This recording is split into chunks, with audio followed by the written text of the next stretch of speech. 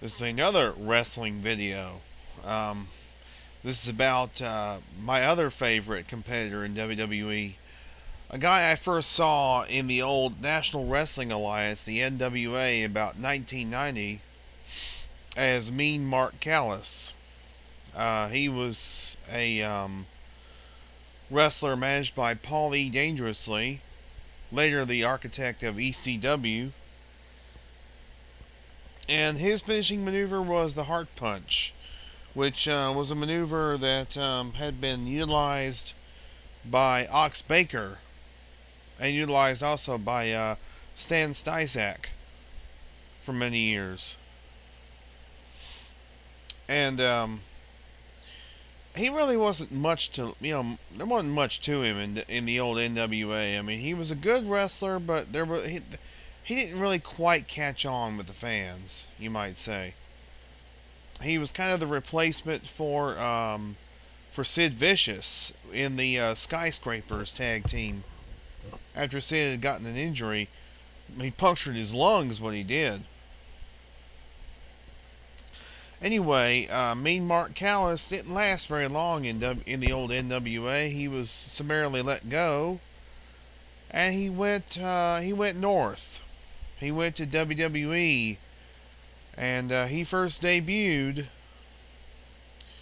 on an episode of WWE Superstars as the Undertaker. Yes, the Dead Man, the Phenom. And we know that he's had a storied career since he got to the WWE. He's been WWE champion. He's been World Heavyweight champion. He's been Tag Team champion. Never won the Intercontinental Championship. The only singles titles he's ever won were the WWE and World Heavyweight Championships. And he's a 7-time champion in WWE. But more importantly than that, he's had something called at WrestleMania the streak. And I don't mean the Ray Stevens streak. I mean an undefeated streak, which still goes on to this day. 16 individuals have challenged The Undertaker at WrestleMania, and all 16 have fallen at his hands. He had to take care of 2 of those opponents on 2 occasions each. It all started in 1991. He was managed by Paul Bearer, and he went into WrestleMania 7 against a veteran superstar, Jimmy Superfly Snuka. Snuka hit The Undertaker with every bit of offense he could muster. It still wasn't enough. Excuse me. The Undertaker put him away with the Tombstone Piledriver. The following year, another veteran superstar, Jake the Snake Roberts, stepped up to challenge the Dead Man. He paid for it in spades. He got tombstoned on the floor, on the mats outside the ring, and then rolled into the ring and pinned. The following year, Giant Gonzalez, who was well over 7 feet tall, challenged The Undertaker. Undertaker actually won that match by disqualification due to interference from Giant Gonzalez's manager, Harvey Wippleman, who gave Giant Gonzalez a cloth with ether on it, which was used to smother The Undertaker and knock him unconscious. Undertaker had already won the match by disqualification, of course. Then 1995, at WrestleMania 11, The Undertaker defeated King Kong Bundy by simply hitting him with a flying clothesline, and Bundy couldn't get back up. So The Undertaker merely pinned him.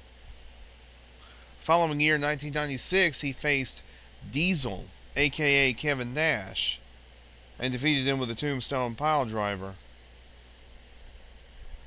Following year, 1997, he faced Psycho Sid to win his his second WWE Championship, hitting him with a Tombstone Piledriver. 1998, he faced his half-brother Kane, and he defeated him with 3 Tombstone Piledrivers. I mean, he had to put him away. He had to make sure he put Kane away, so he did. 3 Tombstone Piledrivers. 1999, he faced the Big Boss Man in a Hell in a Cell match, and he hung Big Boss Man inside the cage after he defeated him with a tombstone. 2001, at WrestleMania 17, he faced Triple H. And that was a wild match that pretty much went all over the arena. Undertaker had by that time adopted his American Badass persona. And he defeated Triple H with... Well, first he tried to hit the last ride on him. And I believe he defeated him with a tombstone. Next year he defeated Ric Flair, the legendary Ric Flair, with the Tombstone Piledriver. That was WrestleMania 18. 2003, he faced The Big Show and A-Train in a handicap match, and he defeated them, again using the Tombstone on A-Train. The following year, after having been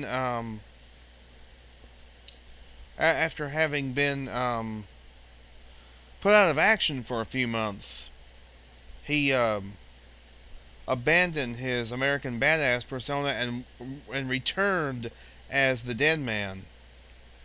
He had to once again face his half-brother, Kane, and he defeated Kane with the Tombstone Piledriver. 2005, he faced Randy Orton, the Legend Killer, and of course again defeated him with the Tombstone Piledriver. 2006 was a casket match with the massive, over 400-pound Mark Henry, the world's strongest man. The object of that match was to put your opponent in the casket, which he did to Mark Henry after a Tombstone Piledriver. 2007, he had a phenomenal match with Batista, defeating him for the World Heavyweight Championship with, you guessed it, the Tombstone Piledriver. 2008, he faced Edge for the World Heavyweight Championship and put him away with the Triangle Choke, otherwise known as the Hell's Gate. So it was a submission victory for The Undertaker. And then last year, 2009, was The Undertaker's 17th appearance at WrestleMania. He faced the Heartbreak Kid, Shawn Michaels, in a phenomenal match. The match of the year, in fact, for 2009. And he defeated him after hitting him with a second Tombstone Piledriver. After he hit him with one Tombstone, then a last ride, then a choke slam.